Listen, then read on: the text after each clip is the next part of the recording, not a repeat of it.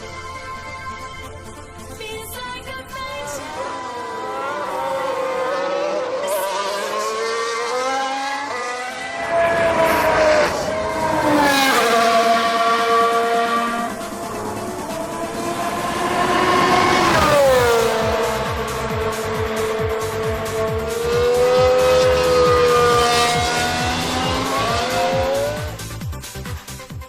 It's the second day of pre-season testing for the 2020 Formula One season at the Circuit de Barcelona, Catalonia. Hello everybody, welcome to the second day report. Alongside me once again is Ian Burch. Hello Dad, you weren't supposed to be with us, No, but the we've got scanner you. broke. Yep. Yeah, the scanner broke, so I'm here with you today. And it's very lucky that you are, because boy oh boy have Mercedes leapfrogged us again. What a development there. DAS system. Driver Active Suspension System. You looked that up. I did. It's written down on my iPad over there. Well, driver active suspension means that on your normal car, right, you can adjust your steering wheel. So, we've got that bit. Yes, got that. Right, can you adjust it when you're driving? Yes, you can. I've done it. Right? But the difference between me driving out my driveway, down my driveway, with it not clicked back in, which you soon realise it is. Because it all starts. Is that theirs is brilliant. Yeah. Theirs changes the camber. The camber is how the tyre sits on the road. And when he pulls it back, it flattens it on the straights. And that's such an advantage. And when it happened, everybody went mad. The media centre, all the different teams, right? Like, huh? What's going on? Yeah, precisely that. What is that? And right, and there were swear words from Haas. Oh, obviously. What the? Right, but he's already admitted that anyway. Yeah, I know he has. Yeah, I know. Yeah. And it's such a genius thing.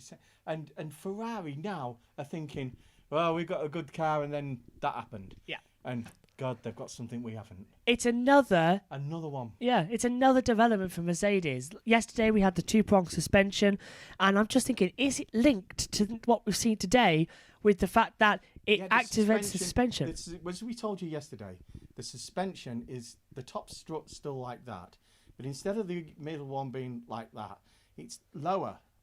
Yeah. Near the brake area. Brake system area, and it's lower and flat, which flattens the back end of the car upwards. Yeah. You know, so you get more contact with the actual road. Yeah, downforce, right? And we reckon, because we thought about this, that is probably why they've developed this system at the front of the car. Yeah, because you're then having to, if you load your car with a lot of heavy equipment in the boot, right? All of a sudden, your lights are shining up in the air, so you have to get the adjuster and adjust them down, right? So it's a similar thing with the tyres. When you've got a lot of weight in the back of the car, or downforce in the back of the car, then the front of the car is up a bit.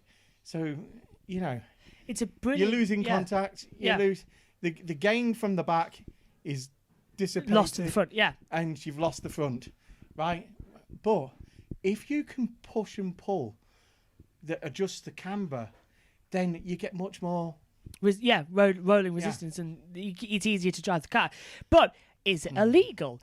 That's FIA the question. Say no. I know, but the because thing is, it's not electrical. It's not electrical. It's driver operated. But Article 10.2.3 and 10.2.2, I did look it up, states that Im and Brundle quote these things all the time. Yeah, well, we've got them in the commentary Hello, box. Martin. I've got them printed out in the commentary box. Well, he has. He's got a piece of. Yeah, he's got the book. Yeah, it says that under no circumstances. It's also finding that bit quickly. Yeah, well, which you both can do. Yeah, because you flick through because there's little headings. You flick through. You look through the rules. Because most of the breakages come in 25.3. Yeah, which is a clause that, like in any contract. Yeah. Where they can get out of anything. And here's the clause for you. 10.2.2 states that under no circumstances might be wrong 25.3. must be under that rule. no electrical system No is electrical allowed system, but it's not. to move the suspension. And it's not electrical, it's driver operated. But the next rule states that while the car is in motion, the suspension cannot be changed at all, manually or otherwise. Yeah. But that's the thing. There's a question. Is it changing the camber or is it changing the suspension? I'm arguing it's changing the suspension because it's moving the camber. I disagree. And the FIA have been up on this since they first thought of it, and they've okayed it. So Yeah. and they've done it in detail. It was weird because the paddock didn't sort of go around, well, we're not having all this. Like they did with the double diffuser. Oh, no, we're going to protest this, we're going to protest They're that. still going on about the fact that the pink Mercedes is around. Yeah. Like if you look at the Is it Hassel? Racing Point. Racing Point, that's the one. Right, looks identical from the front to the Mercedes. Haas looks the like Haas identical looks to like Ferrari. The Ferrari. You know, we were going on about this yesterday, and they're still going on about it today. But you're not allowed to be supplied those things by the other team. But you can get a tracing board out and do it yourself. and trace it yourself and make it yourself. You've got the engine. Why not have the car? It seems you've got perfectly the legal. gearbox. You've got the hook-ons that you put the brakes to, and they're all so it fits in that car. That's why if you change an engine supplier mid-season, it's not allowed because it changes your car totally, and you haven't got any testing to do it. I've just had a thing on my watch saying about how they're now doing an investigation into the camber rolling resistance, so we're expecting that tomorrow from the FIA. Yeah, but that's only. But that's just because they've already okayed it. Yeah, I think somebody must have. I bet it's the button. Raised it. The fact that the button. It's the button. Yeah. Yeah. But it said marker. That must be for the data. Yeah. But is it there as a false thing? Yeah. Because we don't know. We just see the steering wheel being pushed and pulled, but you spotted the button as well. Yeah. So Okay. we'll keep an eye out. Thing about Grosjean spinning into the wall, that was pretty much simple. Grosjean. They Haas have got a problem with their grip. Yeah. Right. They're not the only ones. A lot Right? of Toro, this is what this test is about. Alpha. First test is about finding out all the problems, like the grip. They're not the only ones, No. and quite a few. Even the Mercedes has spun at that. Yeah, corner. Mercedes have had a few spins today. Surprised that they're spinning at that corner. Yet last year in testing and in Exactly the race, same, yeah. right, 8 or 9 cars spun at that corner. Yeah. They're on the right hand side as you come into that corner. There is a yellow sleeping policeman. Right, and I don't mean a gendarme out like that. It's one of those little things to stop you from going over the curb, right? And they're hitting that. It's dislodging the bounce of the car, and dislodging the brake input, bias, yeah. right? And you're just spinning round and spinning off into the things. That's why there is that big area to spin into. Anyway, that's that. Yeah. Yep, it is a very tricky circuit, and we can thank you. You'll be back tomorrow with Megan as well, in the Okay. commentary as well. Megan as well. Yeah, that should be fun. 3 of us for the first Yeah. time. Who's going to help? We're fighting over control of this, so I wonder what's going to happen with Megan. Right. But yeah, thank you for that. We'll see you Okay, tomorrow. see you. Bye. Let's just take a quick look around this circuit, as it is very tricky to drive, and it's easy to lose the car in the third sector, which he was describing. Let's take a look around at the Circuit de Barcelona, Catalonia. Bye. So let's take a look then around this 4.655 kilometre circuit. A lap record of a 118.441 set last year by Danny Ricciardo. Open up the DRS, pull late gear and start the lap down the hill to a long turn one of the longest runs down to the first corner of the season. Brake hard down 4th gear, tight right, tight left, full opposite lock, and then a long sweep of turn 3 to complete the first sector. Rise up to 5th gear, pull 6th, 7th, 8th, brake, cross the first sector time, all the way down 3rd gear. Ride uphill now before the short drop downhill towards turn 5. Heavy braking down to 2nd gear. Hug the apex hard, drift the car wide on the AstroTurf and run downhill into turn 7 and 8 chicane. Almost drop down 4th gear, clip the apex and rise uphill once more. The fast turn 9, 6th gear, lift a little, let the car rolling on the half banking and now open up the DRS and go hard all the way down towards the heavy brake of turn 10 into the MotoGP section that Formula 1 uses as well. 2nd gear, get this part of the course wrong, the car want to flick out like that, you've got to save it. It's a constant challenge. uphill, wants to push you out wide, let it. Use the excess camber to drag you into turn 13 and then the chicane at 14 and 15. Ride the curbs, just clip, and then across around the final corner, turn 16, open up the DRS, go to the line, and that is a lap of the Circuit de Barcelona, Catalunya.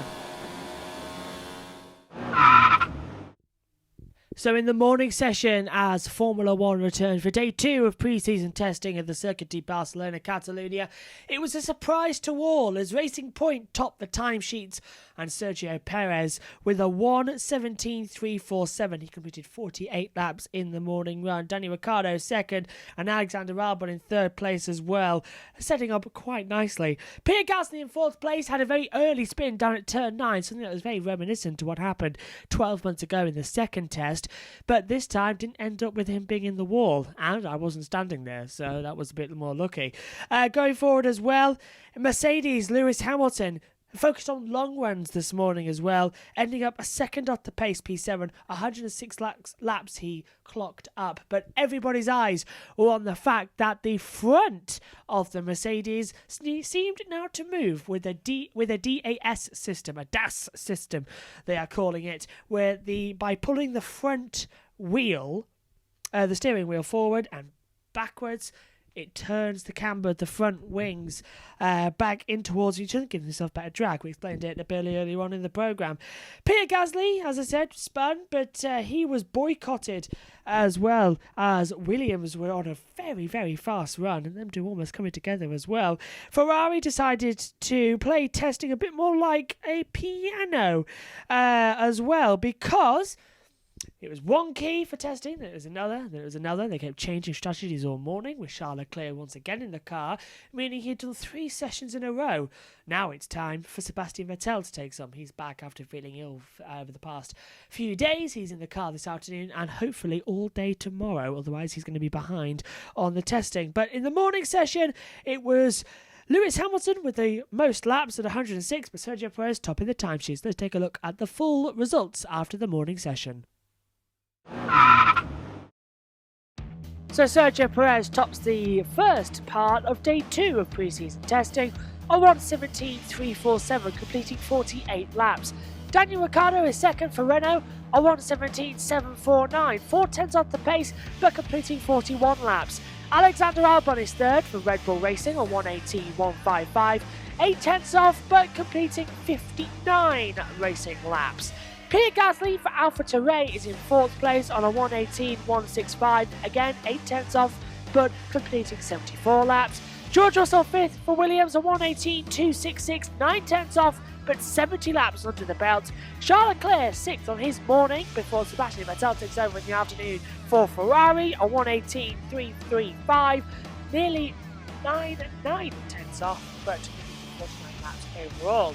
Lewis Hamilton, the biggest one of the morning so far, on 106 laps. He was only 7th fastest, and of course all the controversy around that car put him on a 1:18.387, 1.040 off the pace.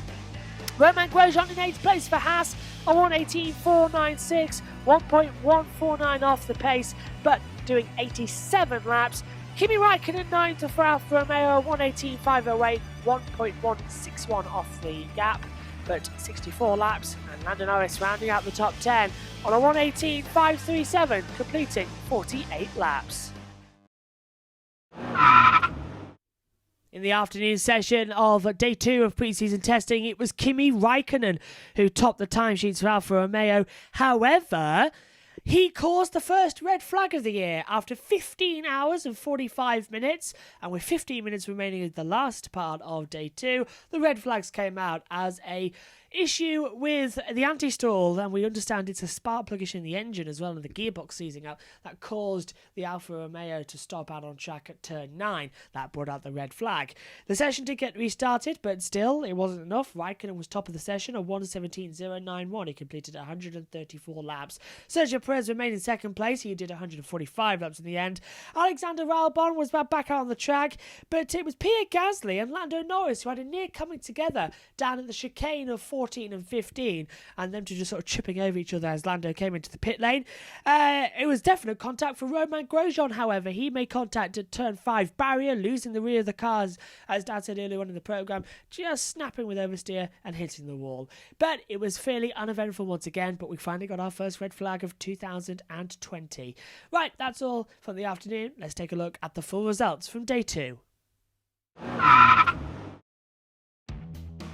So Kimi Raikkonen tops the afternoon session on day 2 at 1:17.091, completing 134 laps but stopping out on track, causing the first red flag of 2020. Sergio Perez was second at 1:17.347, completing 145 laps in the end. Daniel Ricciardo completing 41 laps in third place for Renault, 1:17.749. He was 6/10 off of the pace. Alexander Albon fourth for Red Bull at 1:17.912. He completed 134 laps in the end. Pierre Gasly fifth for AlphaTauri. He completed 147 laps in the end. Sebastian Vettel got his first laps under the bank, 73 at the end of the 4-hour session, and his first of 2020. He was 6th for 1:18.154. George Russell 7th, 116 laps at 1:18.266, his best time. Charles Leclerc for the morning's time still stood. So did Lewis Hamilton and Lando Norris. He remained in 10th but improved for 1:18.474. Completing 137 laps. Romain Grosjean 158 laps in the end on 1:18.496 and 11th. Esteban Ocon 12th on a 1:18.557, 52 laps into the belt. And Valtteri Bottas' time for the morning still standing, putting him last overall on 1:19.307, 2.216 seconds off the pace, and 77 laps completed in the afternoon. A wonderful circuit, and we've got one more day of pre-season testing, the first half, coming to you. That's tomorrow at the same time as this programme at 9:30 as well. But it's all to play for, because the final day of this test is going to see everybody finally put reliability behind and go for some fast laps. But test 2 is going to be amazing next week. So join us tomorrow. It was all here. Bye-bye.